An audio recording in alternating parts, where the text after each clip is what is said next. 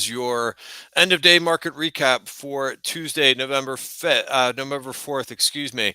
Um, as you can see, a lot of red on your screen. I'm going to go over some of these market moves. I'm going to talk a little bit about what's been going on under the hood of the market, which has been very revealing, as well as we'll go through some technicals and levels to watch. We'll talk a little bit about some of these earnings reports too that we're getting into, and kind of come away with an overall market message for you. Let me just make sure. I think everything is working here, but let me just use this here, and then you could see the just a little bit the carnage for today. The VIX was not up that much today. It was up 10% today. The VIX has kind of been quiet, which I'm not sure if that's a good thing. We're below 20 in the VIX. I think we closed right around 19. So we're not showing like major fear coming to this market. It just kind of feels like the market wants to be unwound here a little bit in the beginning of November. So SPY finished down 1.2%. The Qs finished down 2% for the day. Small caps were down 1.7%. Micro caps down 2.4%.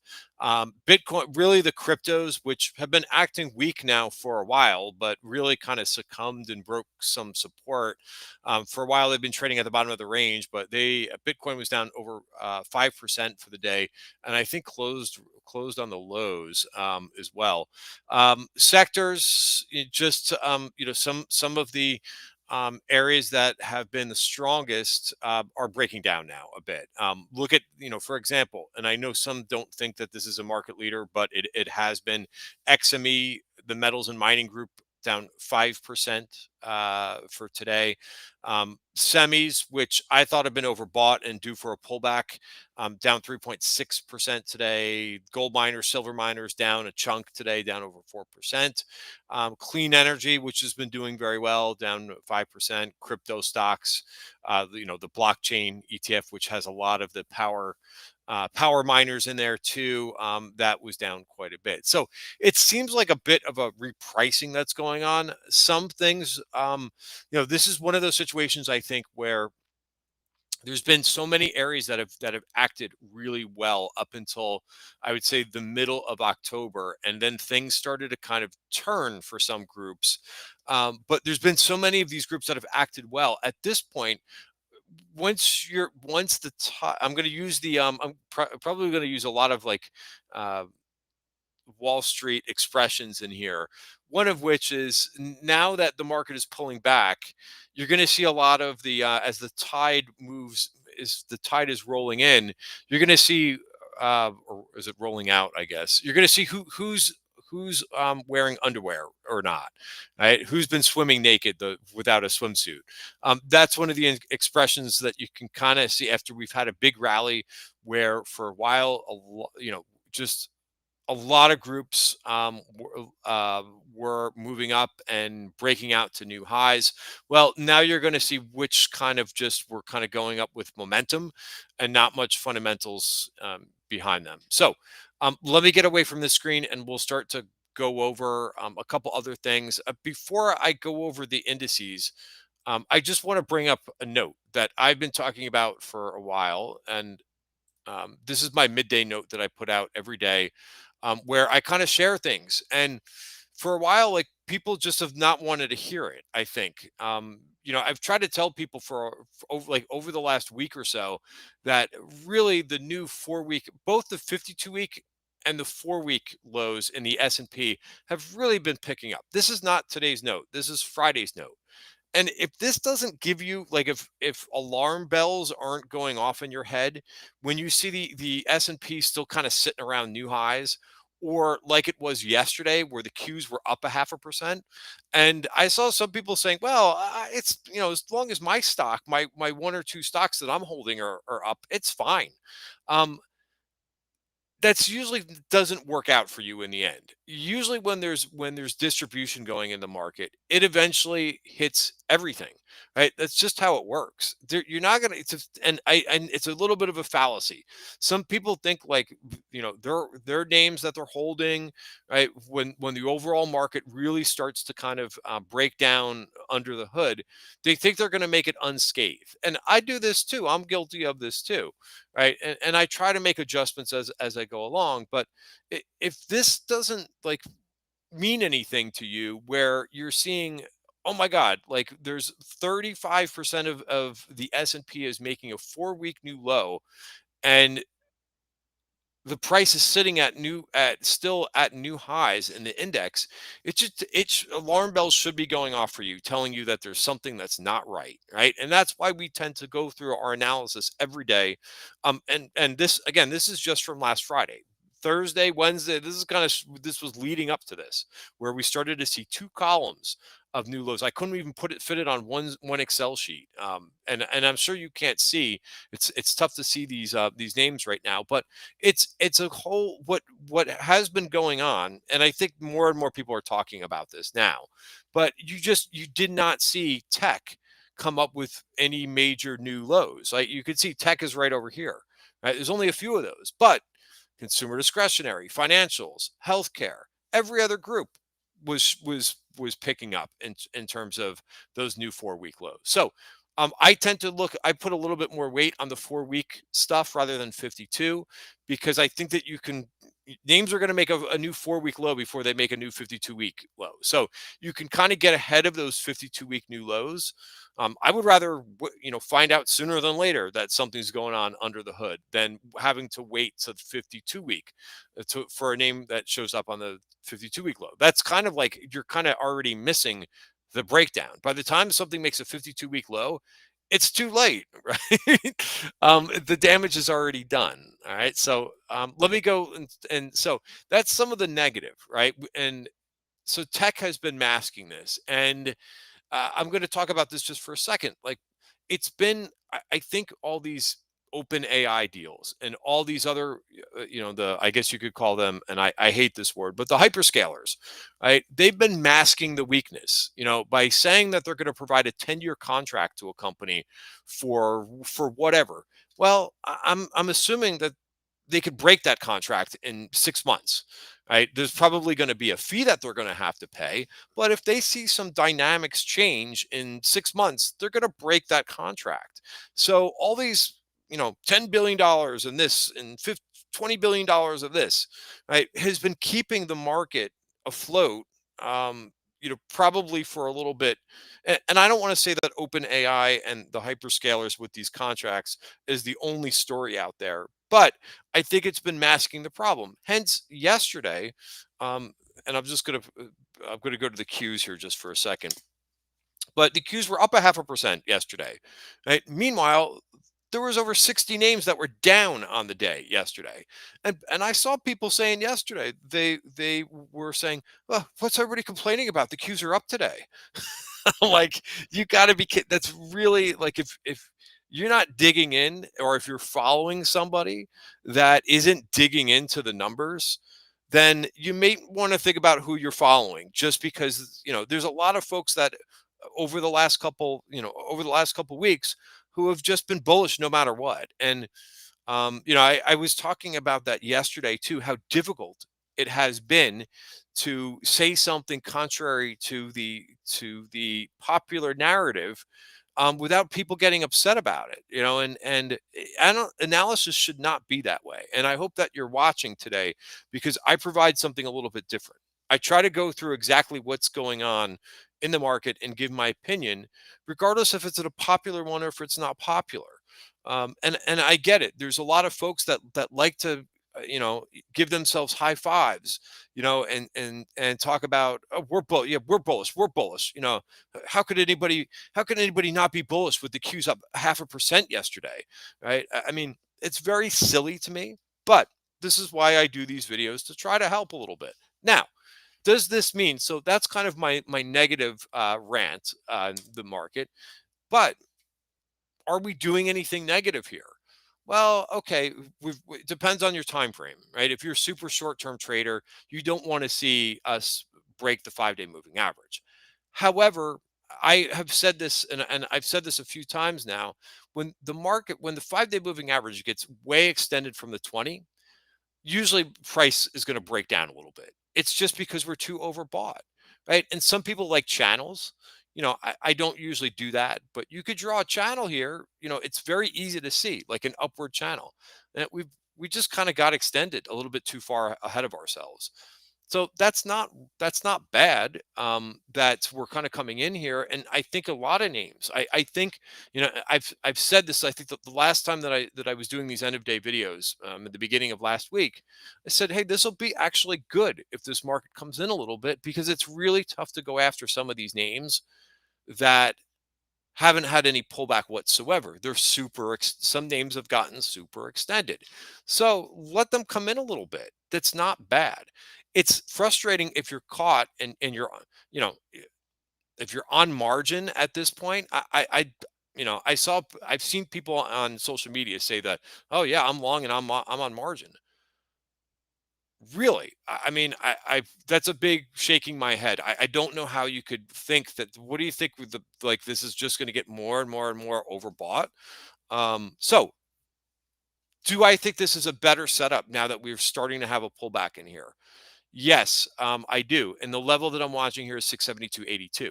Now, this is SPY. This is not as extended, right, away from the value area. And notice the top of the value area lines up with the 20-day moving average, right? We sliced through this last time, and then I talked about how this was kind of an earthquake, and then these were the aftershocks a little bit. So it took a little while to get out of this and start to move higher again, like we did. The Qs are a different looking picture, right? The Qs, because they got more extended, right, are coming down faster. They're down 2% today. Could we test that 20-day moving average? We could. We don't have to get there right in a straight line, but at least that would get all the super uber bullishness and sentiment a little bit. It would kind of hit the reset button. By the way, if I could talk about sentiment here for a minute, if you're only looking, please don't just take the easy route with your analysis. I've seen over and over posted on social media the CNN Fear and Greed Index. Right? I've talked to people about this gauge of sentiment before. It is a very crappy model of sentiment, but that's my opinion. You might think it's the greatest thing, but there's no way that you could have extreme fear when the market is at 52-week highs. Doesn't that tell you that maybe there's something wrong with the model? If you go a little bit outside of that CNN Fear and Greed Index, you will find that many other models of sentiment were showing extreme bullishness. So not every model, by the way, was showing extreme bullishness, but a lot. So please don't make your analysis paper thin or to go along with somebody just because they're saying things on social media. Do your own investigation. And that, you could start, if it's easier for you to use AI, but read other people's notes that are talking about, and I'm going to give somebody credit here. Like, read Helene Meisler's note. She writes for Real Money every day, right? Read some of the sentiment models that she puts out. She usually puts out on the she writes a weekend note, which I don't think she wrote one last weekend, but she has the Citi Panic Euphoria model. That thing has been pegged to euphoria for the last couple weeks. Doesn't that make more sense to you that we're in a euphoric the sentiment is more euphoric. It is not an extreme fear. So understand some of these things and do your own investigation, your own analysis.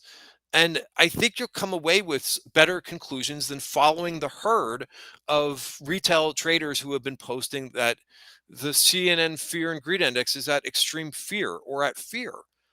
That's garbage analysis, in my opinion. So again, I'm sorry to go off on a couple rants, but please do some other look. There's 20 other sentiment models that you could look at. Look at 3 or 4 other ones, right? Not just take 100% of what the CNN Fear and Greed Index is saying. All right. So moving on from that. So yes, I think a move down to the 20-day moving average, a move down to the top of the value area, would reset things. And we went over this if you attended yesterday's webinar that we gave. I That's some of the first things that I would say, because we have new value areas for the month of November. It's just noting how far extended we are away from these things. Now, is everything nice and neat and clean like that? No, it's not. There are some other problems in this market. IWM is starting to break lower. Why do you think IWM is doing this? Well, I think 8 out of 10 times you could probably say IWM moves a bit with whether or not the Fed is dovish or hawkish. Right? If the Fed is going to talk about cutting interest rates, that's a very good thing for IWM. When the Fed gets hawkish, what happens to IWM? It no longer underperforms, and it actually, in this case, is starting to break down. And we have a change in tone from Powell last Wednesday. Right? So there's going to be certain stocks that are more sensitive to what the Fed is doing versus other stocks. Right? Some stocks with very strong fundamentals can kind of weather the storm and kind of do their own thing. But small caps are going to be much more sensitive. Small caps move a lot on economic data as well. Why? Because it has the same implications. For example, IWM usually goes up the most when we have inflation data that comes out and it comes out less than expected. um, Take that to, think through that. What does that mean? Well, if inflation comes down, that means the Fed has more room to ample to cut interest rates, right? So it goes back to the Fed, right? These things you have to kind of think through, what the issue is there. And that's the story, is that's why IWM, in my opinion, is starting to break. It broke its 50-day moving averages. So some areas of the market, like SPY Qs, right, we're just kind of pulling back to support. Some other areas are beginning to break down. What's the let's see if I can get the symbol for you. I think it's best to look at some of these equally weighted. So first of all, here's RSP, right, which is also, notice the difference in RSP, same stocks that are in SPY, but equally weighted. Right, this is already broken its 50-day moving average. Right, this should tell you that the average stock right now is much weaker than what the bigger stocks are doing right now. Right, the bigger stocks are kind of holding things up a bit. Right. This is equally weighted S&P. Well, I want you to look at what's going on here in RSPD. Right, you may not be familiar with this symbol. That's okay. It's equally weighted consumer discretionary. Why do I want to look at this versus the market cap weighted? Because Amazon is what, 30% of this ETF. That's not a good representation of what the average stock in consumer discretionary is doing. Let me just bring this up. XLY is, see if I can, oops, wrong thing. Yeah, Amazon is about, sorry, I was a little bit too much there. It's about 25% of the XLY ETF, right? So Amazon, great quarter. Really like, what they did on earnings and their earnings reaction, but they're going to show XLY looks like it's okay, right? It's a little bit off the highs, no big deal. RSPD, which is consumer discretionary, equally weighted, this thing's breaking down. Right, it's almost down to its 200-day moving average. So the average consumer discretionary stock is not doing so hot. Right? What about communications? Now, communications. So if you look at XLC, I guess you could probably see this a bit, but remember, this is Meta, Google, Netflix, and a bunch of other names too. But look at this lower high here and breaking down. Right, so there's a lot of groups that are doing this, that are beginning to break down like this. I would pay attention to what the financials did well today. By the way, financials finished in the green today, up a 0.5%. But notice they're below the 50-day moving average. I don't like when things are below the 50-day moving average in a bull market. Right, that tells me that some things could be changing. Now we're still decently above the 200. But I don't view financials as the most important sector. Some people do, but I think it's still important. Right. So let's see if financials can kind of come back up here. I was watching names like Wells Fargo today. I sat on my hands with this. I was looking at Morgan Stanley today. Not bad. Right. So it's not, everything is not bad. Everything is not great right now. And we'll kind of see how this straightens itself out.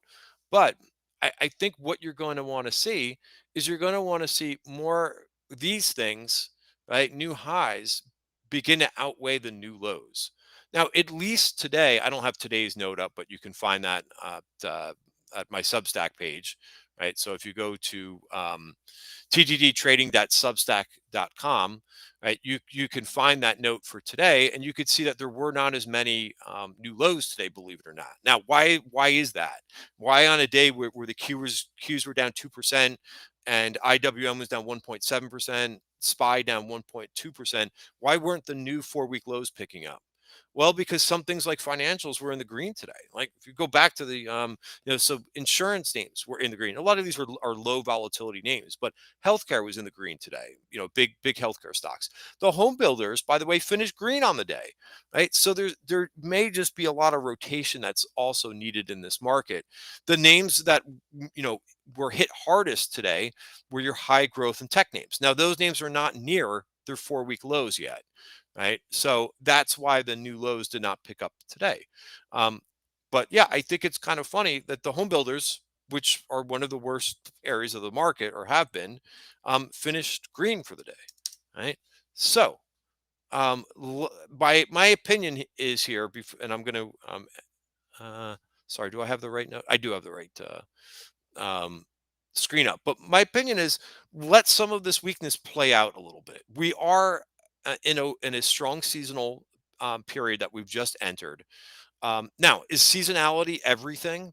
No. Please do only, again, this video is for information purposes only, but seasonality is just a factor, right? You can't, what happens to folks, and I see this all the time, right? They use the seasonality as like a warm blanket and they think they don't have to do any other analysis because one factor says it's bullish. You got to kind of weight a whole bunch of different factors together so that you can make a thorough decision. All right. So I hope this video was helpful for you. I think be patient. I think overall a pullback is healthy, but you have to kind of watch what happens in terms of support, right? And understand when some groups may be actually breaking down, and be selective, right? So pullbacks are scary, right? Some things are going to pull back more than others. Like look at what's been happening to the rare earth names, right? This may not be a market leader. I talked about which you're going to see areas. Some of them were kind of were strong for a little bit, we're strong for a couple week trade, or in this, longer than that. But this is a big breakdown, right, that you've got going on. The other thing to kind of the last kind of thing that I'll say here is that there's been so many stocks that have made these big moves, right? So you kind of have to keep that in the back of your mind. This MP Materials going back like 4 months ago was a $20 stock. It's still 56, right? It probably just shouldn't have been trading at 100, right? Palantir. I said I was going to end the video, but I'll keep going here a little bit. I bought a little bit of Palantir today. Why? Because I kind of pre-planned it, right? It's tough when on a day like this when the market is dropping so much and so many growth names are getting hit. What I try to do is pre-plan this a little bit so to take the emotion out. And that's what the value areas in the MarketWebs help me do. And I said, hey, if we get a pullback to 186.13, I'm going to be a buyer as long as it holds. We did that right in the beginning of the day and we kind of came up from that. So I'm long. Am I long a lot of Palantir? No, right? There's too much going on right now. And with growth um, getting hit, I don't want to be I don't want to be going into a real large position. Look at Arista Networks after the close today, right? They, their numbers were very good. The margins were a little bit light. I think this is a buying opportunity. I bought some, I think around 138, so like right around the price. But I think this could be a buying opportunity.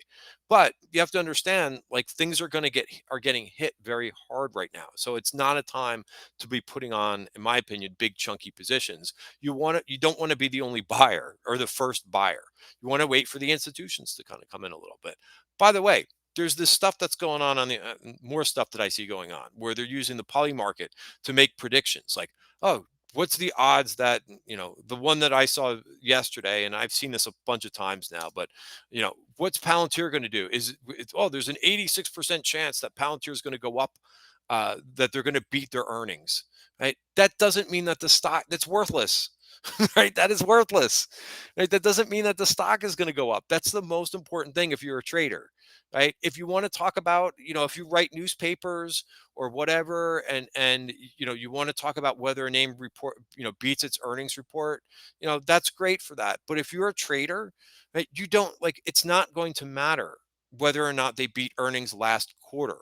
That's in the past, right? It matters what they say, if they're super bullish on their conference call, right? Or if their guidance is, if their future guide, that could help, because stock prices are future looking. They're not going to move up based on what they did last quarter. That's in the past.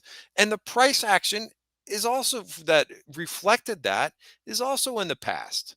Right? You got to look at the future.